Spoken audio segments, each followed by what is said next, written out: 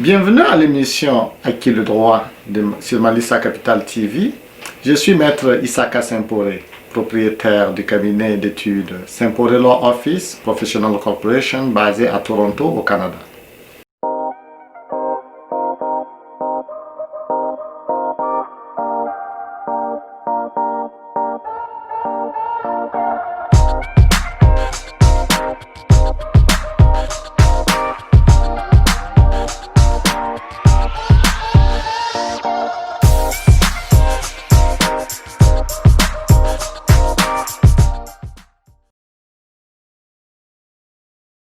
Nous allons parler de la garde des enfants lors de la séparation des parents ce soir.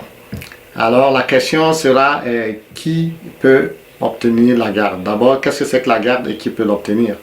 Alors lorsqu'intervient donc la séparation des parents, la question des enfants est très fondamentale. C'est une question accessoire à régler nécessairement et de façon urgente. Alors qu'est-ce que la garde? La garde, c'est le droit que la loi confère aux parents quant à la prise de décisions importantes sur la vie des enfants.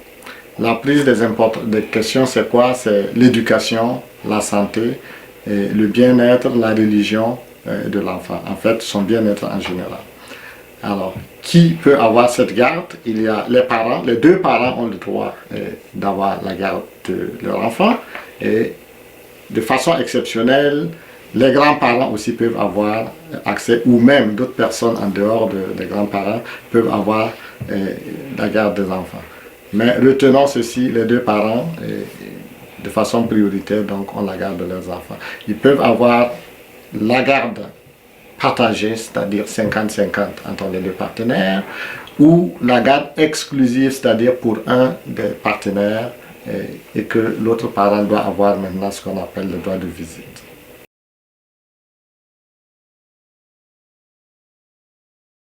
Lors de la séparation des deux parents, une question principale se pose, c'est la résidence principale de l'enfant, c'est-à-dire où est-ce que l'enfant ou les enfants, avec qui ces enfants résideront.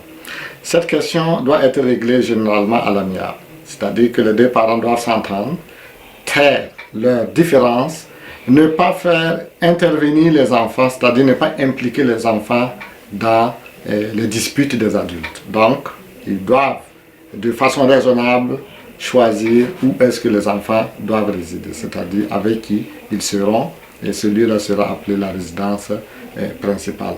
Cette résidence principale ne signifie pas la garde. Ça ne veut pas dire que la personne avec qui vit l'enfant a le droit de décider sur toutes les questions importantes de l'enfant. C'est très différent la garde et la résidence principale.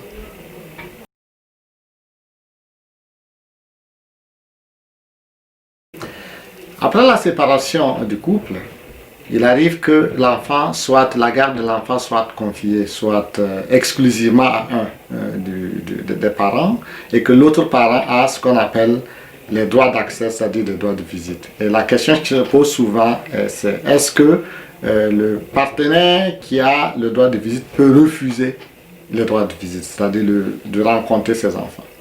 Alors, dans des circonstances exceptionnelles, lorsque se présenter devant les enfants peut présenter un danger pour les enfants, c'est-à-dire si ça peut mettre en péril leur sécurité, il est possible de refuser la visite des enfants, le droit de visite. Mais en dehors de ces cas exceptionnels, vous devez rencontrer vos enfants, vous devez leur rendre visite si vous avez pris des droits de visite.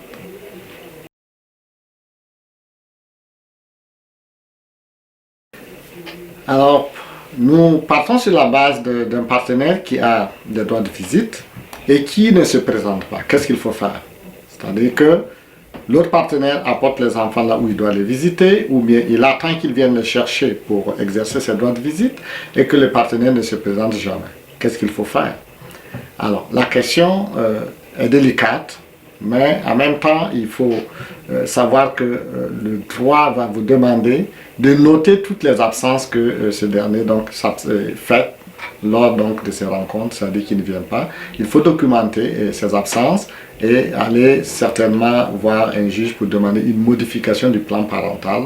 Et alors, s'il veut qu'on modifie les dates ou les jours ou les heures, ou même qu'il veut qu'on diminue les accès, le droit des accès, alors vous pourrez donc, après avoir documenté les absences, aller voir le juge donc, pour demander la modification de l'ordonnance judiciaire ou donc du plan parental qui a été signé par consentement.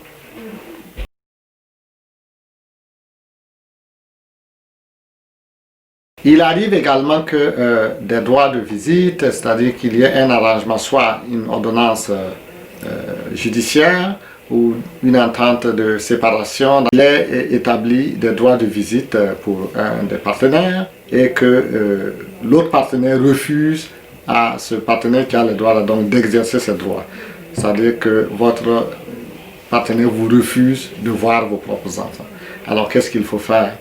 C'est une atteinte à l'ordonnance judiciaire, c'est-à-dire au jugement qui a été donc ordonné. Et du coup, la personne tombe dans ce qu'on appelle le parjure, parce que c'est un juge qui a décidé ainsi ou a entériné votre décision.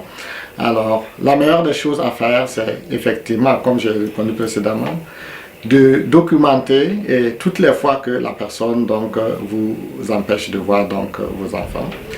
Vous notez les heures et tous les moments que la personne vous empêche de voir les enfants et vous apportez ça devant le juge et le juge seul est habilité à décider qu'est-ce qu'il peut entreprendre comme réparation donc, à ce préjudice que vous avez subi.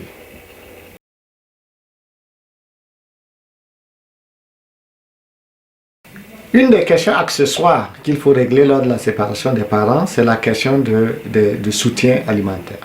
Donc, communément appelé pension alimentaire, qu'un des parents doit verser à l'autre parent pour s'occuper des enfants. Alors, il arrive des fois que le parent qui doit payer ne soit pas conséquent, c'est-à-dire qu'il ne paye pas régulièrement ou ne paye même pas la pension qu'il doit donner à chaque fin de mois pour ses enfants. Alors, est-ce que le fait de ne pas payer lui enlève le droit de voir les enfants, c'est-à-dire d'exercer ses droits de visite? La réponse est non. Non, parce que le droit de visite est différent de la pension alimentaire. C'est deux notions tout à fait différentes. Le fait de ne pas payer la pension ne fait pas de vous, ne vous enlève pas la paternité, c'est-à-dire le fait d'être l'enfant, le père de l'enfant. Vous restez son père. La question donc de la pension doit être réglée dans un autre cadre, c'est-à-dire il faut aller voir le juge. Puis il y a tout un système qui est mis en place donc, pour récupérer la pension avec les parents payeurs. Voilà.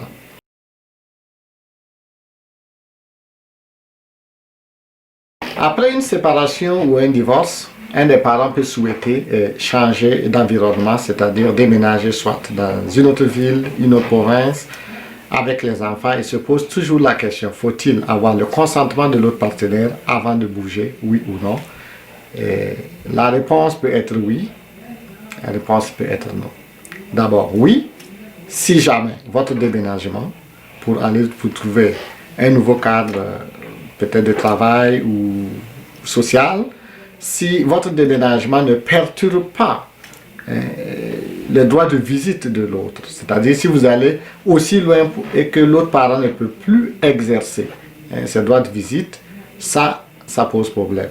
Si votre déménagement va aussi changer par exemple les habitudes des enfants, c'est-à-dire qu'ils changent d'école, ils changent d'amis, ça perturbe la vie de l'enfant ou des enfants, alors oui, c'est une question qu'il faut discuter avec l'autre partenaire, avoir son consentement et pour que vous puissiez donc décider, surtout en tenant compte de l'intérêt véritable de votre enfant.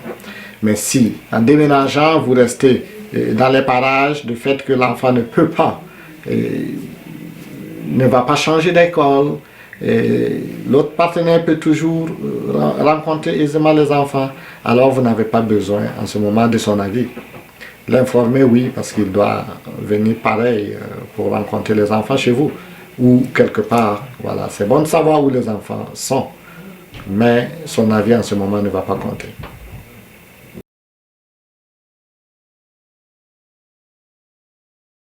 Il y a des situations qui arrivent où les grands-parents, c'est-à-dire de l'enfant, c'est-à-dire les parents de couple, peuvent vouloir avoir des droits d'accès officiels, un document qui les autorise à rencontrer ou à vivre, à rencontrer pour visiter donc leur petit-fils. Alors, quelles sont ces situations?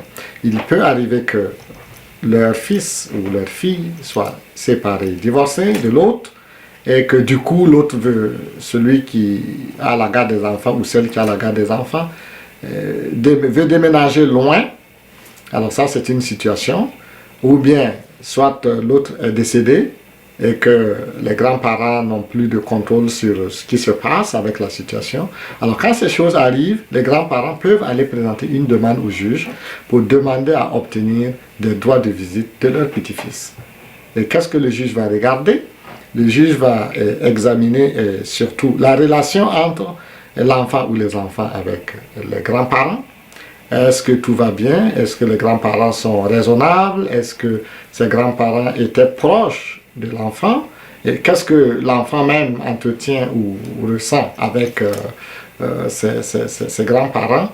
Alors tout ça, c'est important pour que le juge puisse décider la sécurité de l'enfant lorsqu'il les rend visite, tout ça.